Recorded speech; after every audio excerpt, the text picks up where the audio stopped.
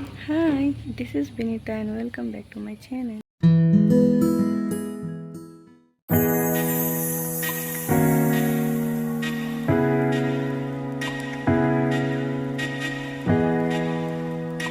তো আজকে অনেক দিন পর আমরা আবার একসাথে ঘুরতে যাচ্ছি। তার জন্য আমরা খুব তাড়াতাড়ি বাড়ি থেকে বের হয়ে গেলাম, কারণ আমাদের ট্রেন ছিল সকাল 5টায়। তারপর আমরা খুব তাড়াতাড়ি স্টেশন অব্দি পৌঁছই। আমরা খুব সকালে বেরিয়ে পড়েছিলাম, তাই রাস্তায় একদমই ভিড় ছিল না। স্টেশনে গিয়ে কিছুক্ষণ বসার পর আমাদের ট্রেন চলে আসে। আজকে আমরা যাচ্ছি আমাদের পিসির বাড়িতে। সেখানে আমার ফেভারিট কাজিন আছে, তো ওর সাথে আমার খুব ভালো বন্ডিং। মানে সবার সাথেই ভালো, কিন্তু ওর সাথে খুবই ভালো। তার জন্য আমি খুবই বেশি এক্সাইটেড ওখানে যাওয়ার জন্য।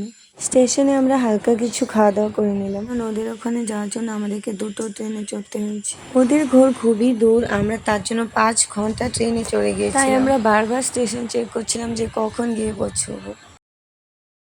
তো ফাইনালি এতক্ষণ আসার পর আমরা এসে পড়েছি। ওদের জায়গাটা কেমন হবে আমাদের আইডিয়া ছিল না, কিন্তু স্টেশনটা খুবই সুন্দর ছিল। একদম পার্কের মতো বানানো ছিল, কিন্তু আমাদের কাছে খুবই সময় কম ছিল, তাই আমরা পার্কে যেতে পারিনি।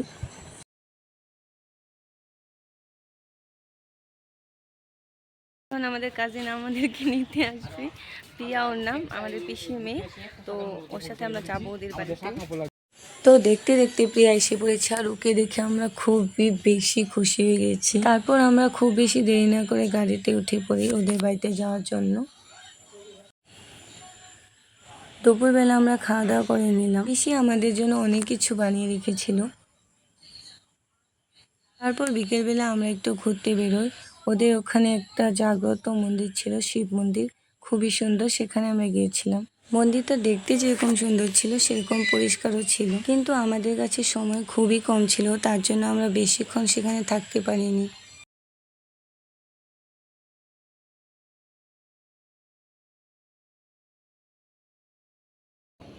তো এখন আমরা খুঁজছি, মন্দিরে গেছিলাম সেখান থেকে এসেছি আমরা। আর এটা হলো নদী, অনেক বড় নদী আছে এখানে। তারপর ঘোরাঘুরি করার পর আমরা আবার বাড়িতে গিয়ে পৌঁছি। সন্ধেবেলা চা খেয়ে নিলাম।